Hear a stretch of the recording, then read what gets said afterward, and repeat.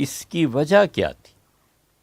اس کی وجہ یہ تھی کہ خطیب جو ہیں بغداد کے، انہوں نے اس کی تصریح کی ہے، اور وہ کہتے ہیں کہ ابن البیع یہ جو تھے یمیل الی التشیع، ان میں شیعت کا اثر تھا۔ اب سمجھے آپ، دو کتابیں جو تحریر فرمائی ہیں وہ اس کی ایک وجہ یہ بھی ہے۔ اسی لیے ہمارے زمانے میں جو لوگ مناظرے کے میدان میں مشہور ہوئے، ان میں جو امین صفدر اوکاڑوی صاحب تھے، اللہ تعالی غریق رحمت فرمائے، انہوں نے یہ تصریح کی کہ حاکم شیعہ تھے، اور ان سے پہلے خطیب بغدادی انہوں نے صاف لفظوں میں لکھا کہ ابن بیع جو تھے ان میں شیعت کے اثرات تھے۔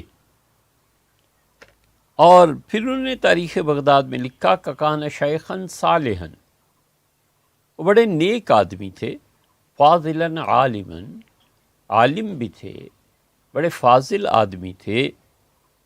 اور انہوں نے مستدرک جو لکھی ہے، تو مستدرک میں زعم انہا علی شرط البخاری و مسلم، ان کا خیال یہ ہے کہ انہوں نے ان تمام احادیث کو جمع کیا ہے جو بخاری اور مسلم کے معیار پر پوری اترتی ہیں، یلزمہما اخراجہما فی صحیحیہما، اور یہ لازم جانا ہے کہ وہ ان احادیث کا ذکر کریں جو امام بخاری اور مسلم کی شرط کے مطابق تھی، لیکن ان دونوں بزرگوں نے نہیں لکھی۔ اور جب ذکر آیا ہے حدیث طیر کا، حدیث طیر کے متعلق بالکل دو لفظوں کی بات یہ ہے کہ حضرت رسالت مآب صلی اللہ علیہ وسلم کے سامنے ایک پرندے کا گوشت پیش کیا گیا بھنا ہوا، تو آپ نے فرمایا کہ اللہ اس شخص کو لیا جو سب سے زیادہ تجھے پیارا ہو، اور پھر سیدنا علی رضی اللہ عنہ آئے اور اس میں شرکت کی۔ یہ حدیث طیر کہلاتی ہے۔ اس حدیث طیر کو جمع کیا حافظ ذہبی رحمۃ اللہ علیہ نے، اور اس حدیث طیر کو اور بہت لوگوں نے جمع کیا اہل تشیع میں، اور خاص طور پہ مدرسۃ الواعظین لکھنؤ والوں نے تو اس پہ مستقل کتابیں لکھی۔ وقت نہیں ہے اور اپنے موضوع سے ایک طرف کو پھرنا پڑتا ہے۔ یہ حدیث طیر مستقل ایک چیز ہے۔ اس کی بعض روایات، اس میں یہ بھی آتا ہے کہ سیدنا انس ابن مالک رضی اللہ عنہ پہ حرف آتا ہے کہ وہ جان بوجھ کے سیدنا علی رضی اللہ عنہ کو رسول اللہ صلی اللہ علیہ وسلم کے گھر میں داخل ہونے نہیں دے رہے تھے۔ تو حاکم نے اس حدیث پر بھی بات کی ہے۔ اور دوسری حدیث کہ من کنت مولا، جس کا میں آقا ہوں، دوست ہوں، تو سیدنا علی رضی اللہ عنہ بھی اس کے دوست ہیں۔ تو مولا علی رضی اللہ عنہ جس وجہ سے کہا جاتا ہے فَأَنْكَرَ عَلَيْهِ أَصْحَابُ الْحَدِيثِ، حدیث کے جو ماہرین تھے انہوں نے حاکم کے خلاف رائے لکھی، حاکم نے ان حدیث کو ماننے سے انکار کر دیا، اور ذہبی رحمۃ اللہ علیہ نے پورا رسالہ اس موضوع پہ لکھا ہے جو چھپ چکا۔ تو خطیب بغدادی کہتے ہیں کہ ان میں شریعت کی طرف میلان تھا۔ امام ذہبی رحمۃ اللہ علیہ نے سیر اعلام النبلاء، وہ اتنی بڑی کتاب ہے کہ شاید دو آدمی ہمارے علم میں جنہوں نے اسے پورا پڑھا ہے۔ حضرت مولانا حنیف صاحب بوجیانی رحمۃ اللہ علیہ اپنی دکان پہ ہوتے تھے اردو بازار لاہور میں، اور وہ یہ فرماتے تھے کہ میں نے اسے پورا پڑھا، اور جب وہ حدیث کے اسباق پڑھاتے تھے موطا امام مالک کے، تو پتہ چلتا تھا کہ علم کسے کہتے ہیں اور حدیث پر بحث کیا ہوتی ہے، اور صحابہ کرام رضی اللہ عنہم کے بارے میں کتنی وسیع معلومات ہیں انہیں۔ سیر اعلام النبلاء میں ذہبی رحمۃ اللہ علیہ نے صاف لکھا ہے، اور وہ کہتے ہیں اس الزام پہ کہ حاکم میں شیعت پائی جاتی تھی، وہ کہتے ہیں کلا لیس ہوا رافضیا، بالکل نہیں، ہرگز ایسی بات نہیں ہے کہ حاکم رحمۃ اللہ علیہ رافضی تھے، بل یتشیع، ان میں شیعت پائی جاتی تھی۔ دو چیزیں الگ الگ ہیں، ایک ہے رافضی، رفضہ انکار کرنا، دین کے وہ جو مسلمہ عقائد ہیں جن پہ اہل سنہ متفق ہیں ان کا انکار کرنا، حتیٰ کہ وہ انکار کفر کے قریب قریب پہنچ جائے، یہ رافضیت کہلاتی تھی۔ اور شیعہ تین طرح کے تھے، ایک تشیع یا اعتزال وہ تھا جو صحابہ کرام رضی اللہ عنہم کے متعلق کہیں کہیں لکھا ہوا ملتا ہے کہ صحابہ رضی اللہ عنہم معتزلی ہو گئے تھے۔ وہاں مراد یہ ہے کہ وہ صحابہ کرام رضی اللہ عنہم جو سیدنا علی اور معاویہ رضی اللہ عنہما کی جنگ سے الگ ہو گئے تھے، انہوں نے اپنے آپ کو الگ کر لیا تھا۔ حضرت ابو ہریرہ تھے، حضرت ابو سعید تھے، حضرت سعد تھے، عبداللہ ابن عمر تھے رضی اللہ عنہم، یہ ایک طرف کو ہو گئے تھے، نہ ادھر نہ ادھر۔ ہاں لیکن عبداللہ ابن عمر رضی اللہ عنہما کہتے تھے خود کہ مجھے بڑی حسرت ہے اور مجھے بہت افسوس ہے کہ کیوں میں نے سیدنا علی رضی اللہ عنہ کا ساتھ نہیں دیا۔ انہیں دکھ رہا اس بات کا، کیونکہ جو الگ ہو گئے تھے اس کا مطلب یہ تھوڑا ہی تھا کہ وہ سیدنا علی رضی اللہ عنہ کے خلاف ہو گئے تھے، بلکہ ان ساری چیزوں سے ہی الگ ہو گئے تھے۔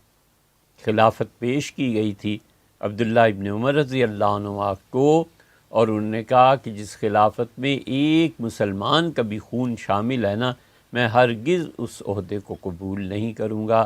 ان کا تقویٰ تھا، ان کا موقف تھا۔ دوسرا تشیع جو ہے وہ سیدنا عثمان رضی اللہ عنہ کے زمانے میں اٹھا ہے،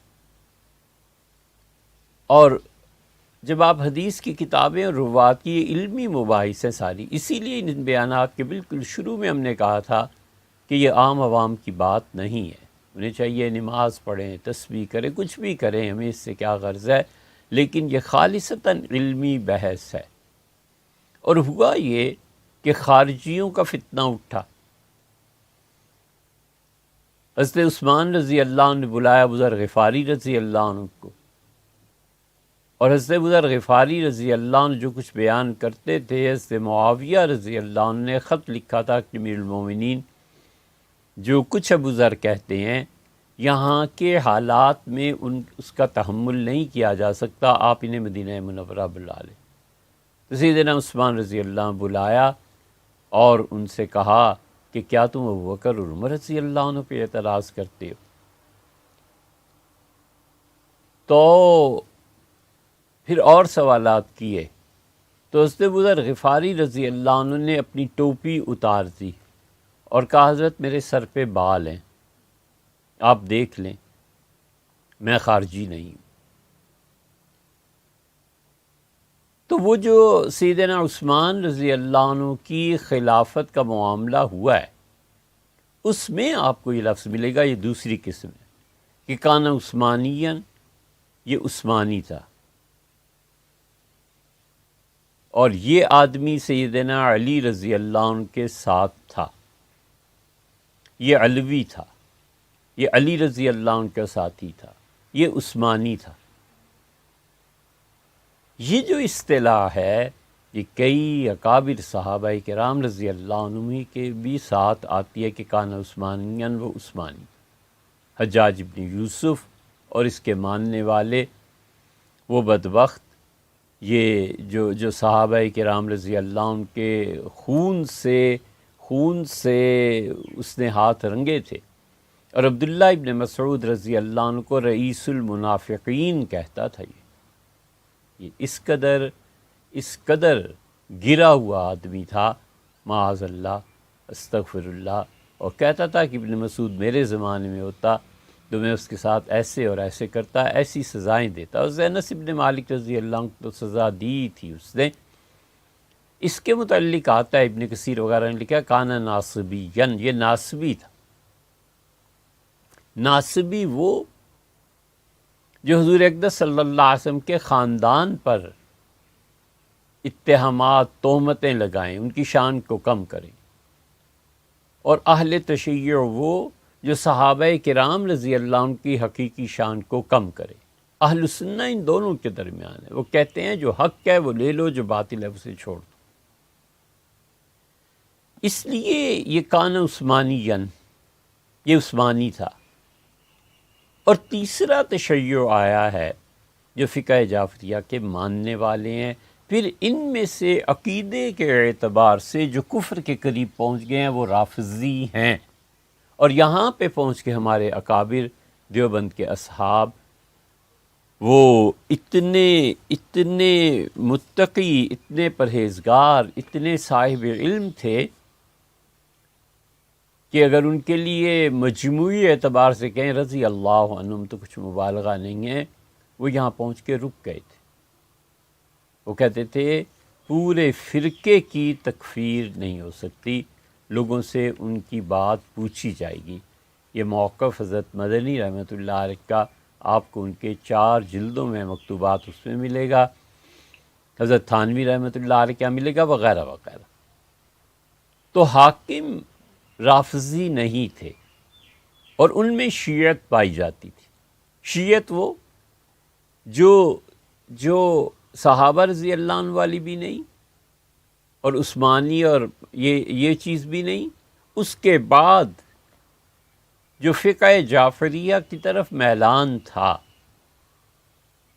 اور صحابہ کرام رضی اللہ عنہم کے مقابلے میں اور لوگوں کی ترجیحات تھیں، یہ تشیع پایا جاتا تھا. یہ ہے ذہبی رحمۃ اللہ علیہ کے سیر اعلام النبلاء کی اس جملے کی تشریح کہ فرمایا کل تو میں یہ کہتا ہوں کلا لیس ہوا رافضیًا، ہرگز نہیں، حاکم رحمۃ اللہ علیہ رافضی نہیں تھے، بلکہ ان میں تشیع پایا جاتا تھا.